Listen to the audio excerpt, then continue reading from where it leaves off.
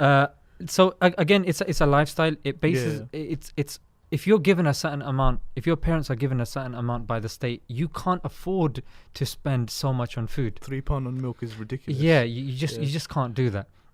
So that's number one. Okay. Yeah. So that's why I was not eating healthy, because we were just, alhamdulillah, just getting by, just having enough money to flip and survive. You know what I mean? Mm-hmm. So after that, that's literally it. You're working and you're told, oh, it's all about work. It's all about da. So now you're told education and work. Okay, so you're going. So emphasis in our culture, even amongst the scholars, it wasn't upon food.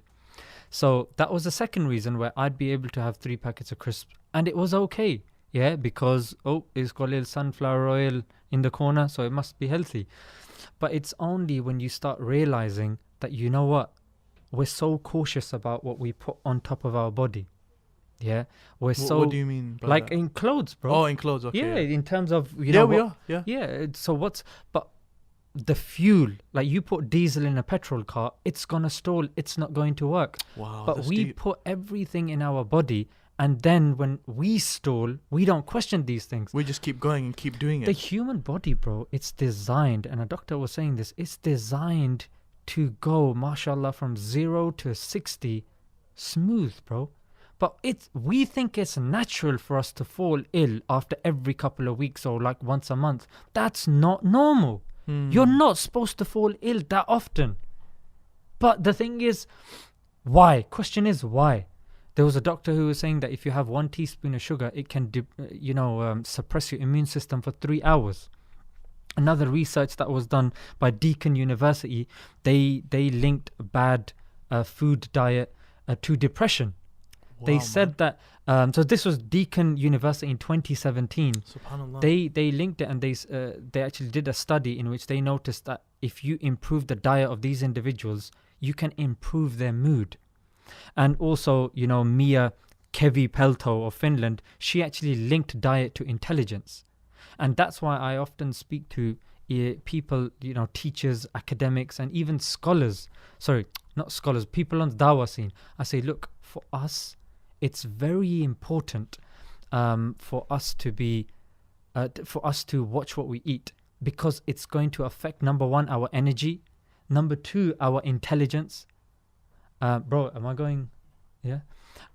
Number 1, our energy, number 2, our intelligence, and number 3, our mood. Food, this is proven, bro. Deakin University, the Mia Kevi-Pelto, these are just 2. Okay, yeah? but that's fine. Now, you've given statistics, you've given evidence. Yeah. Did that work for you? Now, the thing is, bro, when I would come home after 2 jobs, I'd feel tired, frustrated, my energy levels were low. What would you eat at that time? Then anything and everything, bro. Then I cut sugar out totally. Okay. Yeah, totally, bro. Like what? In one go, boom. But for me, it was okay, because I kind of had to deal with my wife. Like, I wanted her to stay in shape, but you can't be telling them, yo, you can't be, that did, you gotta be controlling the old 1 pack, yeah? But of course, then you gotta be sleeping on the sofa afterwards, so you can't be saying that to them. So you gotta obviously do it in a diplomatic way. So that's how I started. So I was like, look, you know what, why don't we both do it together? Yeah, so we can both look good for each other. So it started, but when I got into it, the rabbit hole started getting deeper, and I started seeing, you know what, these things are heavy. Like the regular milk that you drink has so many antibiotics, growth hormones. It's so damaging to you. Wow, man. White bread, sugar, the amount of wheat and stuff like this is damaging to your body. So I started looking at this and I was like, wow, this stuff is deep. Fluoridated water affects your IQ level. I was like, damn. Like a study. What's fluoridate? What is it? Like they put fluorine in water to kind of keep it clean. But too much fluoride can affect your IQ, can affect a lot of things. I don't want to say things that are unproven. I mean, you've got Harvard studies that have linked it to IQ and even your pineal gland. I mean, that sort of stuff is not,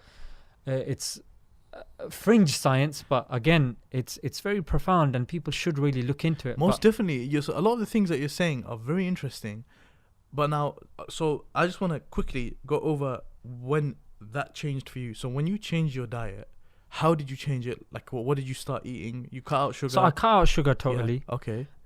Meat. Like a keto diet? Like a flexitarian diet. Okay. Yeah, but again, I didn't cut out meat totally. Well, I did until I found. Oh, you cut out meat? I cut out meat totally. Oh, okay. Yeah, especially the local halal butcher meat, because that is sometimes the most unethical meat that you will find. Yeah.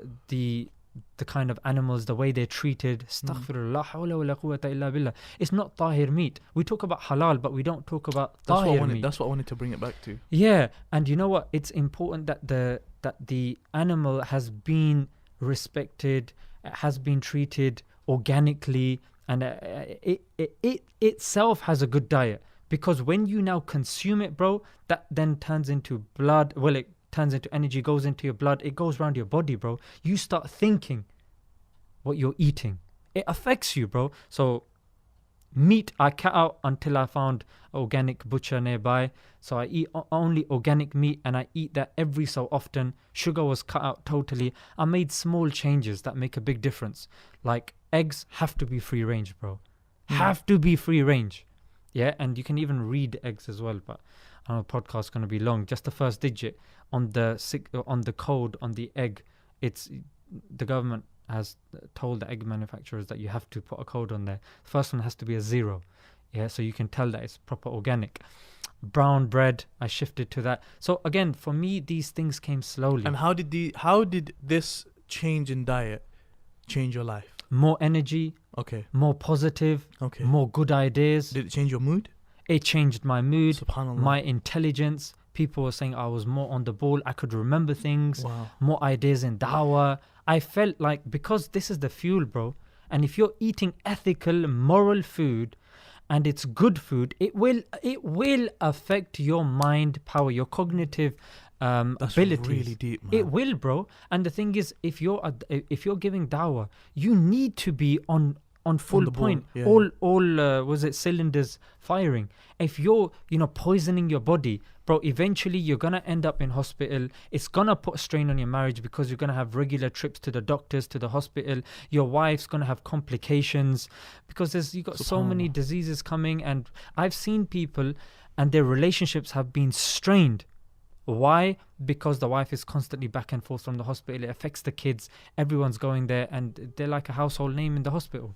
And on that, I'd like to conclude this segment of the podcast, this part of the podcast where we discussed about food. One of my good friends, his name is Abdul Hakim, Sunnah Remedies. One of the things that he mentioned is, he said something really deep, man. He said, when you eat, you're either fueling yourself or killing yourself.